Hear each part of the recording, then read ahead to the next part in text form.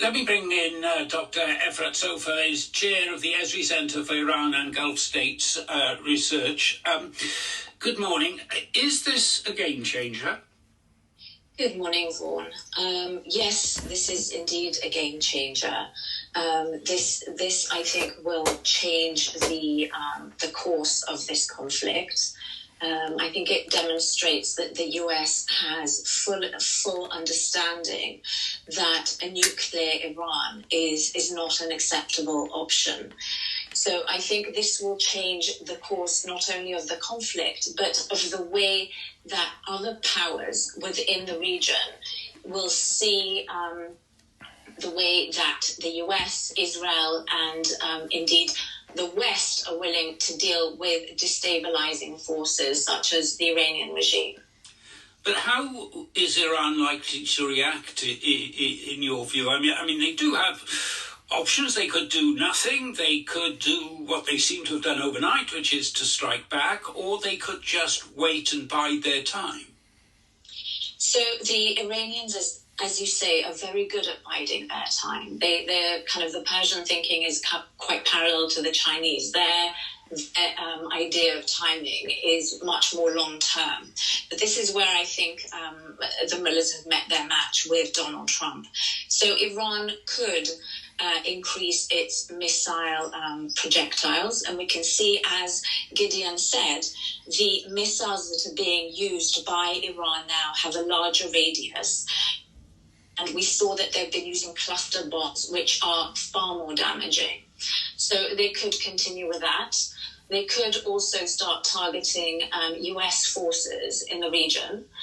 And what is quite relevant for our listeners today is the IRGC, which is a wing of the Iranian government, has been mapping and tracking dissidents and Jewish communities around the world for a few decades now. And so I think this is where local security forces around the world should be more alert to potential attacks as the Iranian regime becomes more desperate.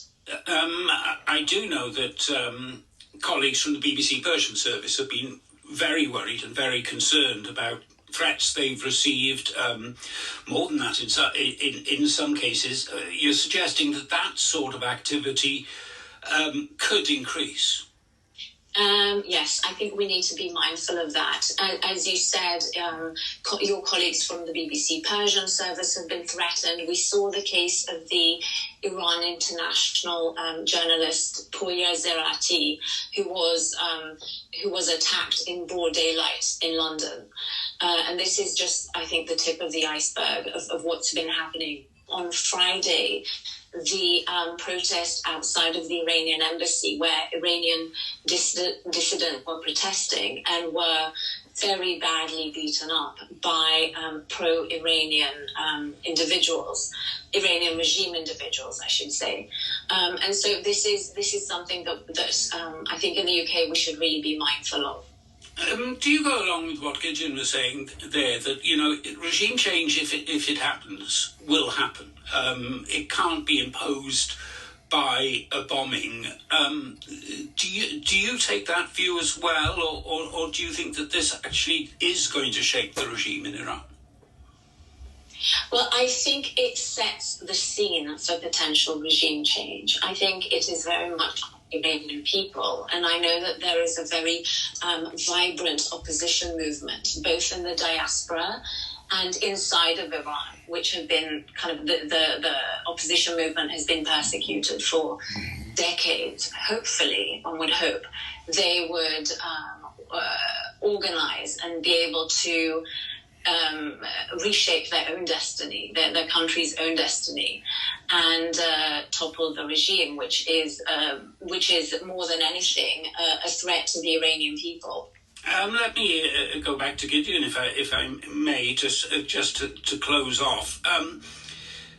Where do you expect this to go, Gideon? I mean, are we at the, I asked whether this was a historic tipping point to ask Efrat that. I mean, do you think it is, or it could be? The time will show. I mean, it's very hard to tell it now. It all depends now on the capabilities and the policy of the Iranians. It might go now for long and for worse even. It might end soon. I was hoping that such a strike will bring a short ending to this war, because in a certain stage it might turn into a war of attrition in which Israel is not superior, because we cannot go on for months and God forbid years with this kind of life. Obviously the Iranians are maybe more tough to go through a life in which everything is paralyzed, the airports are closed, every second night you go to the shelter. This cannot go on for long in Israel. So I hope it will be short, but really it all depends now on the Iranian. And knowing them a little bit, I don't see them surrendering. And given everything that's happened, not just in Iran, but also in Lebanon, Syria, and so on, do people in Israel feel more or less safe than they did before the 8th of October, 2023? They feel safer, but it's an illusion. Sure, they feel safer because the biggest threat, so we were told for decades, was the Iranian nuclear capability. And now we are told that this is neutralized, at least temporary. So sure, there is a big cloud which is now gone. But let's not forget that the core issue was, is, and will be the occupation of the Palestinian people. And Israel is farther than ever in putting an end to this. And as long as this will not solve, Israel will not be a safe place. No other way to see it. And Efrat, if I can close off with you, the United States, or President Trump, says that these missiles were totally successful, totally destroyed the nuclear program, but the UN's nuclear watchdog says there's no sign of a rise in radiation around those sites, which, I'm not a scientist, I guess would be there had these places been destroyed. So do we expect more attacks from the United States? Well, I would feel, as far as I understand, in Fordo, for example, 6 bunker buster bombs were used. Now, considering each bomb is 13 tons, it weighs 13 tons and has a capability of reaching about 60, 70 meters underground, I would feel quite confident that Fordo has been vastly degraded, if not destroyed. I think that the US is not interested in a long, protracted war.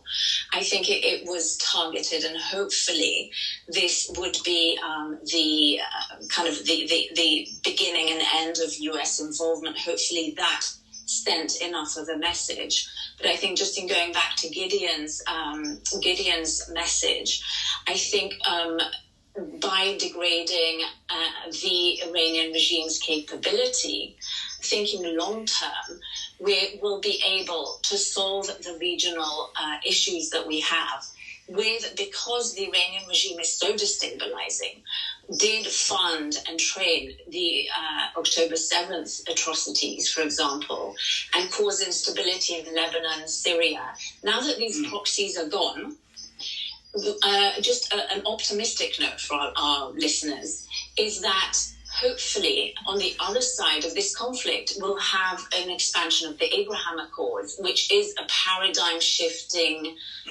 path to peace and prosperity. Efrat Sopher, the chair of the Ezri Center for Iran, and Gideon Levy, a columnist for the Rats newspaper. Thank you both very much indeed for bringing us, in Gideon's case, that startling eyewitness evidence, and also for your analysis as well.